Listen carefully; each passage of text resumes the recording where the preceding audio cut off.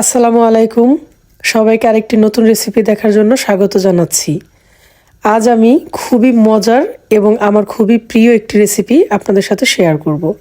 এই রেসিপিটি শীতকালে তৈরি করলেই খেতে বেশি মজা লাগে, আর এটা যে কোনো মাছ দিয়েই করা যায়। তবে আমি আজ শোল মাছ দিয়ে এটি তৈরি করব। তবে শীতকালে করলে কেন বেশি ভালো লাগে সেটা আমি কিছুক্ষণ পরেই এক্সপ্লেন করব। এখানে আমি পরিষ্কার করে নেওয়া কয়েক টুকরো শোল মাছ নিয়েছি। এটাকে লবণ, হলুদ আর কাশ্মীরি লাল মরিচের গুঁড়া দিয়ে মাখিয়ে রেখে দেব।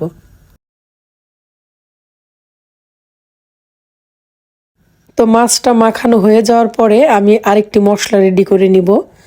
তো এখানে নিয়েছি আমি কিছু রসুনের কোয়া, ধনেপাতা, কাঁচামরিচ আর আদা কুচি। এছাড়াও নিয়েছি কিছু পুদিনা পাতা। তো এই সবগুলোকে আমি একত্রে একটা ব্লেন্ডারে ব্লেন্ড করে মিহি একটা পেস্ট করে নিব। এবার একটি ফ্রাইং প্যানে তেল গরম করে নিয়েছি মাছগুলো ভেজে নেওয়ার জন্য। তো মাছগুলোকে এপিট ওপিট উল্টে পাল্টে ভেজে নিব। লাল মরিচের গুঁড়া দিয়ে মাখানোর জন্য মাছের কালারটা কত সুন্দর হয়েছে দেখুন। আমি যেহেতু এই রান্নাটা কাঁচা মরিচ দিয়ে করব, তাই সবুজ রঙের গ্রেভির মধ্যে মাছটা দেখতে কিন্তু দারুণ লাগবে। মাছগুলো ভাজা হয়ে গেছে, এবার এটাকে তুলে রেখে পরবর্তী রান্নায় চলে যাচ্ছি। চুলায় আরেকটি প্যান বসিয়ে দিয়েছি, আর এতে তেল গরম করে নিয়ে দিয়ে দিচ্ছি হাফ কাপ পরিমাণ পেঁয়াজ কুচি। পেঁয়াজ কুচি একটু সাইড করে রেখে এখানে আমি ফোড়নের জন্য কিছু আস্ত জিরা দিয়ে দিচ্ছি। জিরাটা কিছুক্ষণ ভেজে নিয়ে এর সাথে পেঁয়াজ কুচি মিক্স করে পেঁয়াজ কুচিটাকে হালকা বাদামি রঙের করে ভেজে নিব। এবার আমি ওই যে একটা পেস্ট বানিয়ে রেখেছিলাম সেটা দিয়ে দিচ্ছি। দিচ্ছি স্বাদ মতো লবণ আর সামান্য হলুদের গুঁড়া। এবার মশলাটাকে তেলে কিছুক্ষণ ভেজে নিব।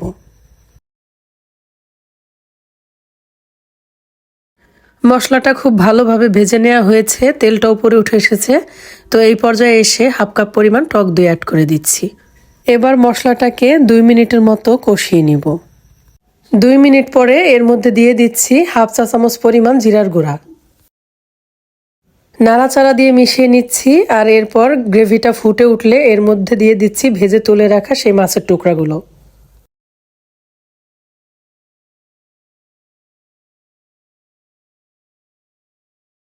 এবার গ্রেভির জন্য আমি আরও কিছুটা পানি অ্যাড করব। তো এখানে হাফ কাপ পরিমাণ গরম পানি অ্যাড করে দিলাম।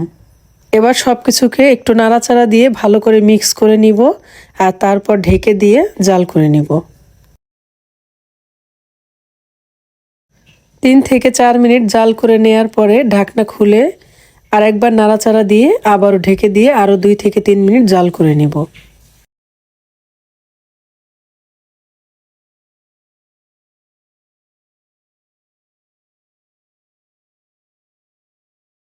রান্নাটা কিন্তু অলমোস্ট হয়ে গেছে। তো গ্রেভির কনসিস্টেন্সি এরকম রেখে আমি এটাকে চুলা থেকে নামিয়ে নিব। তো হাতের সাহায্যে এভাবে একটু নাড়াচাড়া করে দিচ্ছি, আর এরপরে এর সাথে অ্যাড করে দিচ্ছি 1 চা চামচ পরিমাণ গরম মশলার গুঁড়ো। তো এটা দিয়ে আরেকবারের মতো হাতের সাহায্যে এভাবে নাড়াচাড়া করে দিব, আর তারপর এটাকে চুলা থেকে নামিয়ে নিচ্ছি। শীতকালে এই রেসিপিটি ট্রাই করতে বলার কারণ হচ্ছে এই সময়ে সিজনাল ধনেপাতা পাওয়া যায়, যার স্বাদ এবং ঘ্রাণ দুটোই কিন্তু অনেক বেশি থাকে। আর এই রেসিপিতে যেহেতু ধনেপাতার ঘ্রাণটাই প্রমিনেন্ট থাকবে।